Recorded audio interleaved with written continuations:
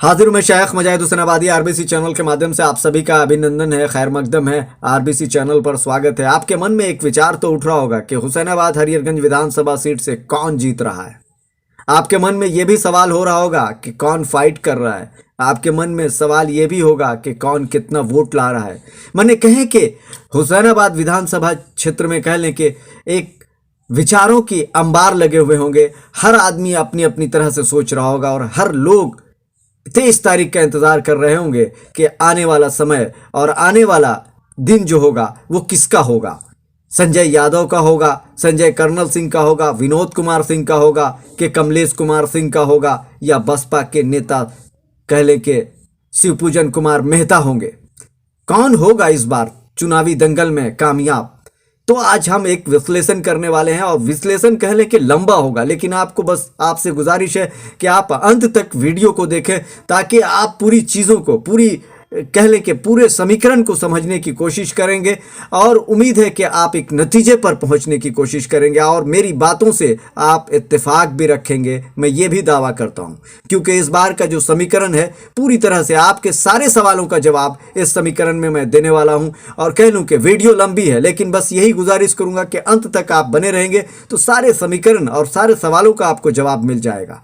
तो बने रहिए आरबीसी चैनल पर। और अगर चैनल के नए दर्शक हैं तो पहले मैं कहूँगा कि मेरे एफबी पेज को देख रहे हैं तो आप फॉलो कर दें और साथ साथ यूट्यूब चैनल को देख रहे हैं तो सब्सक्राइब कर दें और newsrbc.in पर हैं तो आप उसे भी फॉलो कर लें और साथ साथ ट्विटर हैंडल पर हैं तो वहाँ भी आप फॉलो करना ना भूलें, क्योंकि आपका साथी, सच का साथी शेख मुजाहिद हुसैन आबादी आपके साथ है। सबसे पहली बात, आपके मन में यह भी सवाल उठ रहा होगा कि क्या बीजेपी 1990 के इतिहास को दोहरा पाएगी? तो इस विश्लेषण में उसका भी जवाब आपको सटीक तौर से मिल जाएगा। बात शुरू करते हैं। इस बार वोटिंग परसेंटेज क्या था? इस बार कह लें कि कितने मतदाता थे? तो 3,19,000 से थोड़ा ज्यादा मतदाता थे और कह लें कि 60% इस बार मतदान हुआ और साथ में 31 समुदाय लोगों ने इस महाचुनाव में कह लें कि भाग लिया। और कह लें कि सबसे बड़ी बात यह देखने को मिली कि मुख्य तौर से सबसे ज्यादा अगर वोटर की गिनती में आते हैं तो वो राम हैं जो 60,000 लोग थे इस बार। और मुस्लिम की बात करें तो दूसरे नंबर पे थे 45 से 47 हजार मतदाता और तीसरे स्थान पे कह लें कि सिंह जी थे यानी 35 से 37 हजार और चौथे स्थान पे यादव जी 21 हजार। और आगे बढ़ते हैं तो देखते हैं कि मेहता जी भी फहरिस्त में उससे थोड़ा सा कम है यानी 19 से 20 हजार। तो चलिए देखते हैं इन सारे समीकरणों पर आगे नजर डालते हैं। अब कौन कौन प्रत्याशी थे? तो प्रत्याशी थे फूलछाप यानी कमलेश कुमार सिंह और दूसरे संजय कुमार यादव और तीसरे कह लें कि शिवपूजन मेहता। और दो निर्दलीय भी इस बार चुनाव में दमखम से लड़ रहे थे, वो हैं डॉक्टर संजय कर्नल और विनोद कुमार सिंह। इसके अलावा भी दो प्रत्याशी ऐसे हैं जो लोगों ने कहा कि ये लोग भी 5,000 से ज्यादा वोट लाएंगे, तो हमने अपने समीकरण में उन्हें भी शामिल कर लिया। कह लें कि एक प्रभा देवी और दूसरे कमलेश यादव जो हरियरगंज के निवासी हैं, उनका भी दमखम से देखा गया है और दावा लोगों ने किया कि उन्हें भी इतनी उम्मीद की जा सकती है। तो मैंने कहा कि अपने समीकरण में इन्हें भी शामिल कर लेते हैं। तो आगे बढ़ते हैं 2019 के तरफ। बात फूल की कर लेते हैं। 2019 में फूल से समर्थित विधायक प्रत्याशी के लिए लड़े थे विनोद कुमार सिंह। विनोद कुमार सिंह ने 28 से 29 हजार वोट प्राप्त किया था, लेकिन इस बार तो फूल मैदान में ही है। जो एनसीपी के विधायक कमलेश कुमार सिंह थे उन्होंने 40 हजार वोट लाया था 2019 में। और कह लें कि संजय कुमार सिंह की बात कर लें तो 31 हजार वोट पर वो सिमटे थे, कह लें कि दूसरा स्थान उन्होंने लाया था। और बसपा नेता शेर अली भी थे चुनाव में। तो आज समीकरण में उनका भी रोल बहुत मायने रखता है। अगर उनके बिना चर्चा होगी तो आज कह लें कि समीकरण अधूरा होगा, ऐसा कहूं तो गलत नहीं होगा। तो चलिए बात करते हैं। अब इन लोगों के बाद भी डॉक्टर संजय कर्नल सिंह नए प्रत्याशी यानी पहली बार चुनाव लड़ रहे हैं और कह लें कि दूसरी बार विनोद कुमार सिंह लड़ रहे हैं। तो कह लें कि उनका एक मयार दिख गया था, समर्थित विधायक के रूप में, प्रत्याशी के रूप में लड़ रहे थे। योगी जी प्रचार प्रसार उन्होंने किया था, उसमें उन्होंने लाया था 28 से 29 हजार वोट। इस दौरान आपको यह भी वाजे कर दूं कि इस बार जो है समीकरण कुछ अलग है, क्योंकि बीजेपी एनसीपी छोड़ करके बीजेपी को ज्वाइन किया कमलेश कुमार सिंह ने, तो अब उनके लिए जमीन कह लें कि इस बार भी तैयार है, बनी बनाई है बीजेपी की। योगी आदित्यनाथ आए, हेमंत विश्व शर्मा भी आए, बेटी रोटी और कह लें कि हिंदू मुस्लिम जो नहीं करना था वो भी करके चले गए, तो उसका तो ग्राफ बढ़ेगा ही कह लें, या कह लें कि जो भरोसा बीजेपी के कैडर वोट है वो तो मिलेगा ही। अब 1,95,000 वोट का हम वितरण करेंगे, क्योंकि 1,95,000 यानी 60% वोटिंग हुई है, तो ये मत है आखिर कितना कितना जाएगा। समीकरण को समझने के लिए सबसे पहले हम काम ये करेंगे कि इन वोटों को वितरण करते हैं। तो सबसे पहले कमलेश कुमार सिंह को देते हैं।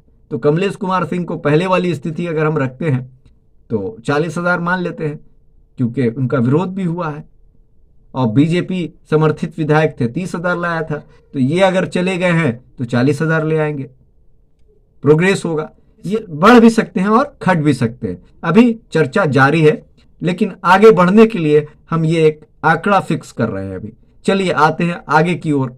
इस बार संजय कुमार यादव भी रोल नजर अच्छा करते हुए नजर आए, क्योंकि उनके लिए खेसारी लाल भी मैदान पर आ गए।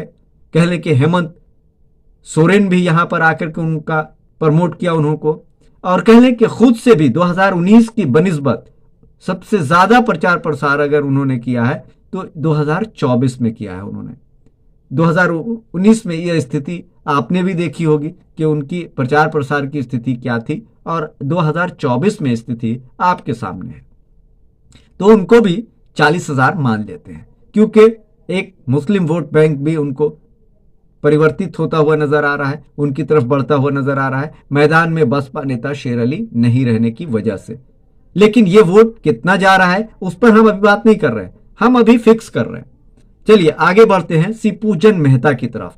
15,500 उन्होंने वोट लाया था। 15,500 वोट लाने के बाद इस बार वो दमखम से कह लें कि बीएसपी यानी उनकी पुरानी पार्टी है, जिस बार कह लें कि एक रिकॉर्डेड वोट हासिल किया था उन्होंने अपना जब दांव खेला था उस वक्त, तो आने वाले समय में 2024 का चुनाव ये लड़ रहे हैं, तो उनको कितना वोट देंगे? तो चलिए उनको भी दे देते हैं, 40,000 दे रहे हैं। अभी देने में इन्होंने भी अपना वोट बैंक बनाया हुआ है, कह ले कि बीएसपी का कहीं ना कहीं एक कैडर वोट भी है, और राम की आबादी 60,000 वोटरों की है। तो अभी दे लेते हैं कि 40 पर। ये भी एक बड़ी पार्टी से लड़ रहे हैं चुनाव, और एक बार जीत करके कह लें कि एक रिकॉर्ड भी स्थापित कर दिया है इन्होंने। तो यहां मैदान उनका पुराना है, और कह लें कि 2019 की स्थिति देखेंगे तो शिवपूजन मेहता की स्थिति यह थी कि वो कहीं ना कहीं अपने को आपको 15-15.5 पर सिमटते हुए दिखे थे, जबकि मेहताओं का वोट अगर सिर्फ मेहताओं का वोट अगर देखेंगे जाति जनगणना के हिसाब से, तो उसमें भी वो कम ही है। उस वक्त उनके कुछ लोग रूठे हुए थे, लेकिन इस बार 2019 के बनिस्बत 2024 में स्थिति उनकी मजबूत दिख रही है। वो रूठना मनाना यानी सारे लोगों को उन्होंने मना लिया था, और इस बार उनका मेहता का वोट बिखरता हुआ नहीं दिखाई दिया है। और इस बार कई लोगों से हमने बात की तो उन्होंने ये ही कहा कि अगर हम लोग दूसरे को देंगे भी तो नाम नहीं होने वाला है, इसलिए हम लोग कहीं जाने वाले नहीं है, सिर्फ शिवपूजन मेहता। तो आप मेहता और महतो यानी दोनों कॉम्बिनेशन मिलाएंगे तो 24 से 25,000 वोट बैंक उनका होता है। तो हम उनको अभी फिलहाल 40,000 पे स्थापित करते हैं, 40 दे दें। अब बात कर लेते हैं 3 प्रत्याशियों के बाद निर्दलीय उम्मीदवारों की। उसमें कह लें कि विनोद सिंह की बात कर लेते हैं। विनोद सिंह इस बार चुनाव मैदान में है, और कह लें कि मुस्लिम वोटरों को भी इन्होंने रिझाया है, तो इनको 28 से हम आकर के दे देते हैं।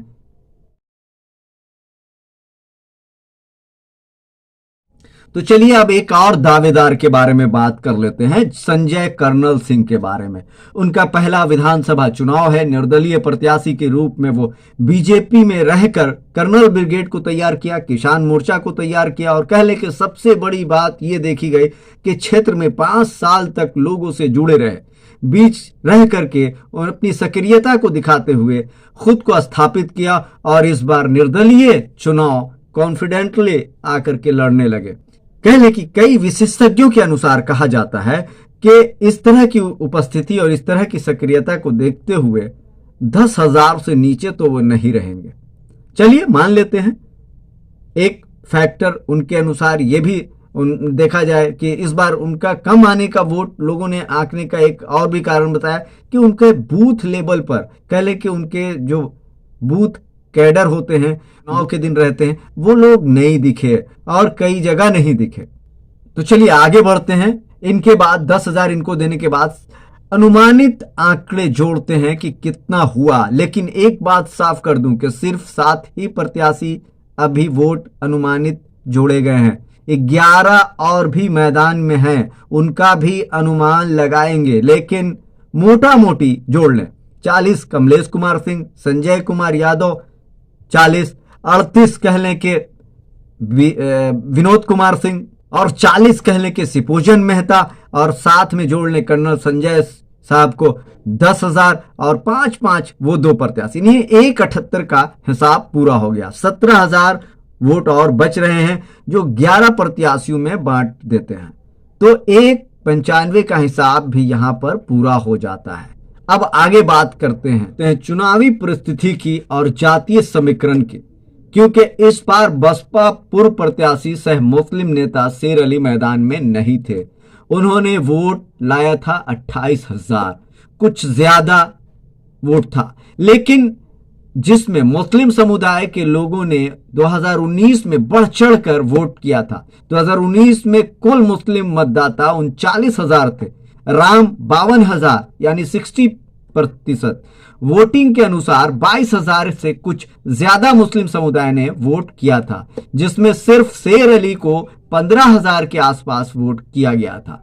एक धरातल की सच्चाई मैं आपके समक्ष रख रहा हूं, यकीन मानिए बसपा का उनका वोट उन्हें दलित समाज का लगभग 11,000 से कुछ ज्यादा आया होगा, क्योंकि कुछ वोट अन्य समुदायों के भी उन्हें मिले थे। बाकी 7,000 मुस्लिम वोट मुस्लिम लोग कह लें कि 2019 में भी एनसीपी के कमलेश कुमार सिंह की तरफ गए थे और आरजेडी को भी वोट दिया था। ये एक सत्य है। कुछ शिवपूजन मेहता को भी गया होगा 200-400 ताल्लुकाती बेसिस पे, कह लें कि मैं दावा नहीं कर सकता हूं, मगर हो सकता है इससे ज्यादा भी जाए। मगर उन्हें अगर मुस्लिम वोट नहीं मिलता तो एक बात यह भी स्पष्ट हो रही है कि इस बार मुस्लिमों के प्रति उनकी सहानुभूति देखने को नहीं मिलती। हेमंत विश्व शर्मा पर वो केस नहीं करते उनकी हेट स्पीच को लेकर के, जो उन्होंने यहां हुसैनाबाद में किया। इस बार कमलेश कुमार सिंह बीजेपी में चले गए। इतिहास देखा जाए तो हुसैनाबाद का तो मुस्लिम वोटर शुरू से बीजेपी को पसंद नहीं करता है। अगर एक मानसिकता देखें तो एक धारणा बनी हुई है कि ज्यादातर आरजेडी या उससे पहले जनता दल को या उससे पहले कांग्रेस को लोग पसंद करते रहे हैं। 2024 के आंकड़े को समझने के लिए 2019 को समझना बहुत जरूरी है। तो लिए चलते हैं 2019 पर। 19 में आया था कमलेश सिंह का एनसीपी में जिस वक्त थे तो 41,293 वोट। अब पहले उन पर ही चर्चा होनी चाहिए, तो वो चर्चा इसलिए मैं आपको कर दूं कि उस वक्त उनके पास मुस्लिम वोटर्स भी थे। को पहले भी बताया है कि 7,000 समथिंग जो वोट बटा था आरजेडी और एनसीपी को 2019 में, तो ये माइनस हो जाएगा इस बार। तो इस बार माइनस होगा 3,500 वोट जो है मुस्लिम वोट उनका कटेगा, कम से कम कटेगा, जो आंकड़े जो मैं बता रहा हूं आपको उसके अनुरूप। तो ये आ जाएंगे 37.5 पर, 37.5 कुछ और ज्यादा कह लें। तो जब यहां पर आ गए, अब एनसीपी मानसिकता रखने वाले जो लोग होंगे वो बीजेपी में चुके जा रहे हैं, तो वहां भी वोट परसेंटेज घटेगा उनका, ना कि बढ़ेगा। इनका वोट बैंक जो है कम होगा। तो कम से कम अगर देखा जाए तो 10,000 वोट घटता हुआ उनका दिखाई दे रहा है। एनसीपी मानसिकता वाले लोग जो होंगे, जो अमन पसंद होंगे, वो कट रहे होंगे, और जो नाराज हुए होंगे वो कट रहे होंगे। तो मतलब कुल मिलाकर के 10,000 वोट उनका कट रहा है। तो मान लीजिए कि वो आ गए 37 से 10 और माइनस कर दी तो 27, 27.5 पर वो आ जाते हैं पुराने लिहाज से। अब आते हैं विनोद सिंह पर। विनोद सिंह वोट किसका काट रहे हैं इस बार?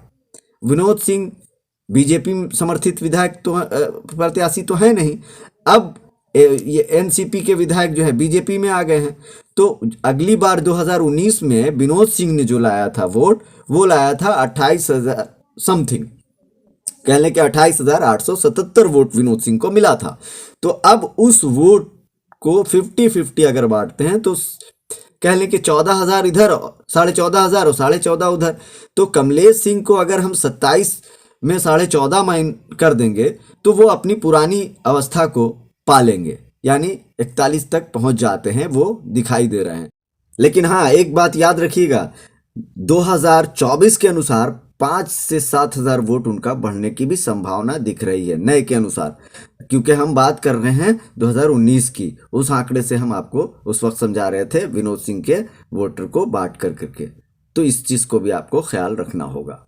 लेकिन विनोद सिंह जो हैं 14, 14.5 पर ही अभी सीमित हैं। लेकिन इस बार ये देखने को विनोद सिंह के तब्दीली देखने को मिली कि ये मुस्लिम वोटरों को रिझाने में लगे हुए थे, उनके वोट को भी साधने की कोशिश कर रहे थे। बहुत सारे लोग उनकी सिंपैथी में भी खड़े हुए थे कि ये मान सम्मान की लड़ाई है, और उसको देख करके मुस्लिम वोटर्स भी उनकी तरफ रुझान करते हुए दिखाई दिए हैं। तो अगर मैं देख लेता हूं कि इस बार अगर उनको बहुत अच्छा वोट मिल जाता है तो मान लीजिए 10,000 वोट मिलना ये बहुत बड़ी बात हो जाती है। हम 5 से 7,000 की आंकड़े रखते हैं कि उनको अगर वोट चला जाता है तो ये बहुत बड़ा आंकड़ा है कि उनको प्लस करेगा ना कि माइनस करेगा। तो मान लीजिए कि 15,000, 14,500 वोट वो, और उसके बाद मान लीजिए 5 से 6,000, 7,000 वोट ये, तो ये पहुंचते हैं मतलब 22 या 21, 21.5, 22 पर पहुंच जाएंगे। और अब देख लें स्थिति, जो 3,500 एनसीपी का, यानी कह लें कि जो कह लें कि पूर्व के एनसीपी का और वर्तमान के बीजेपी का वोट, जो मुस्लिम वोट था, वो कहाँ जाएगा? 3.5, वो चला जाएगा सीधा, प्लस करेगा किसको? संजय कुमार यादव को। संजय कुमार यादव के पास ऑलरेडी इस हिसाब से इस बार जो हमने उनको दिया हुआ है, वो दिया हुआ है वोट उनको 40। लेकिन अगला जो उनके पास आया था, अगली बार वोट अगर देखेंगे, हम कह लें 2019 की बात कर लें, उनको जो वोट प्राप्त हुआ था 31,000 प्राप्त हुआ था। तो 3.5 ये चला जाता है और 31, यानी वो पहुंच जाते हैं आपको 34-35 पर। जब ये 34-35 पर पहुंच जाते हैं तो उनके पास अभी 34-35,000 वोट वहां एकत्रित 2019 के अकॉर्डिंग हो गया। अब बात कर लेते हैं, आते हैं 2024 पर। 2024 में शेर अली जो है नहीं है, उनके 2019 को आकलन करेंगे तो 22,000 वोट हमने बताया था कि उस वक्त मिला था, जिसमें 7,000 एनसीपी और राजद को चला गया था, और कह लें कि 15 से 15.5 मतलब नहीं हुआ होगा, लेकिन इनको मिला, शेर अली को मिला। वो 15,000 वोट कहाँ जाएगा? वो जाएगा आरजेडी की तरफ शिफ्ट करेगा 2024 में भी, क्योंकि अब ये प्लस करता है। तो ये मतलब हो गए 35 और 15 कहाँ जाते हैं?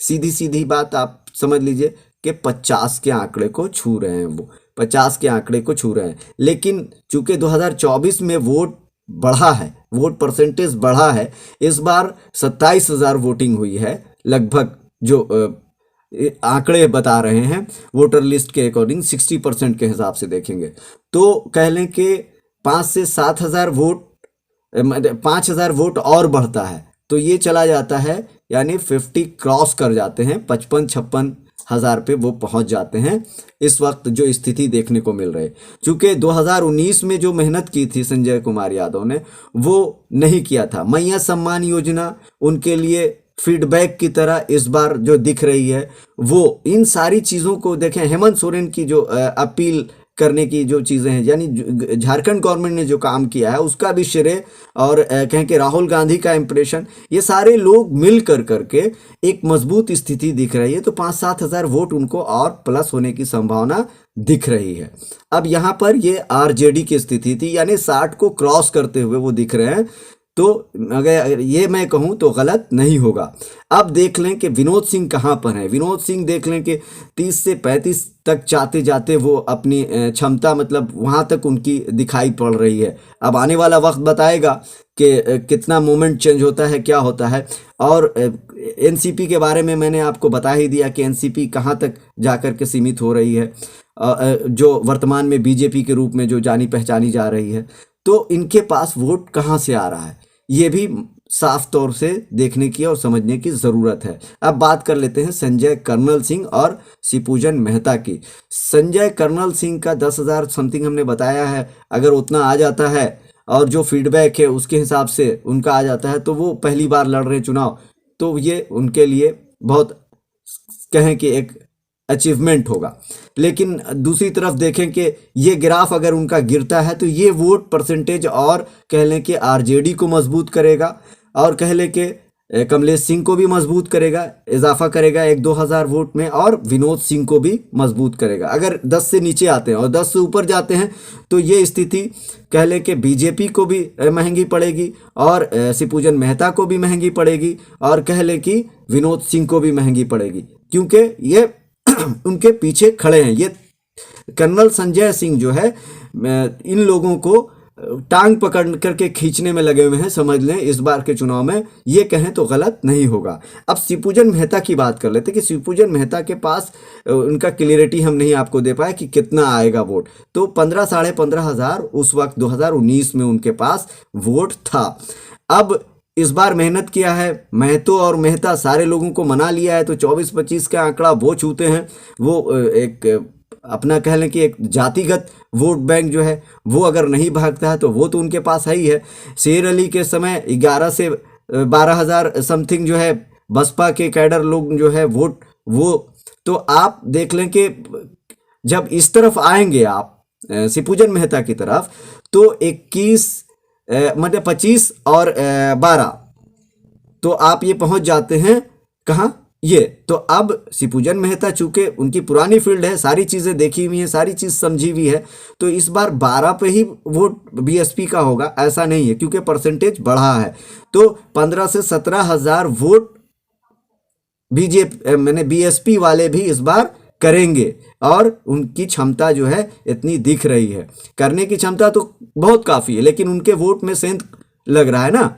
सेंध लगाने वाला कौन है? विनोद सिंह है, कर्नल संजय सिंह है, उसके बाद कह लें कि संजय यादव हैं, उसके बाद कह लें कि विनोद सिंह भी हैं, तो ये कमलेश सिंह भी हैं। तो ये चार जो हैं वो दलितों के वोट बैंक पे ही कहीं ना कहीं पहली दृष्टि में जो है उनकी नज़र रहती है कि वहाँ से मुझे वोट निकालना है, उस समुदाय से निकालने की ज़रूरत है। अब इन सारे तथ्यों को और इन सारी चीज़ों को, सारी बातों को आप जब देखेंगे तो शिवपूजन मेहता की स्थिति वो भी साफ होती हुई दिख रही है कि वो कितना वोट लाने की इस बार उम्मीद है कि आशाएं बन रही हैं। वैसे तो आने वाला वक्त जो है 23 तारीख को ही पूरा क्लियर हो पाएगा, और मैंने सोचा कि सारी चीज़ें आपके समक्ष रख दूं और आने वाले वक्त में ये चीज़ें आप उसके आकलन अनकरीब पहुंच जाएंगे कि ये परिस्थिति है और इस तरह की चीज़ें जो हैं आपके नज़र में अब जो दिख रही है वो ये स्थिति बन रही है, और इस स्थिति के अनुरूप इन लोगों का वोट इतना इतना है। तो आप उम्मीद है कि मेरी बातों से और मेरे इस समीकरण से एक इत्तेफाक भी रखते होंगे। लेकिन आइए अब उस सवाल का हम जवाब आपको दे दें जिसको हमने कहा था कि क्या बीजेपी 1990 वाली स्थिति वापस ला पाएगी। ये तो यहाँ से तो इस समीकरण से भी नहीं दिख रहा है, लेकिन उस समीकरण को देख लें, 1990 के इतिहास को उठा करके देख लें। 1990 के आंकड़े अगर देखेंगे तो दशरथ कुमार सिंह बीजेपी से जीत चुके थे, विधायक बने थे, और उनको वोट मिला था 16,216। उस वक्त एक प्रत्याशी मुस्लिम थे मैदान में जो चौथे स्थान पर रहते हुए औरंगजेब खान ने 8,452 वोट प्राप्त किया था, जनता दल के वीरेंद्र सिंह के दूसरे स्थान पर रहने के बावजूद। तो आप सोचिए कि इस बार तो मुस्लिम कैंडिडेट है ही नहीं है, तो बीजेपी का वो इतिहास दोहराना क्या संभव हो पाएगा?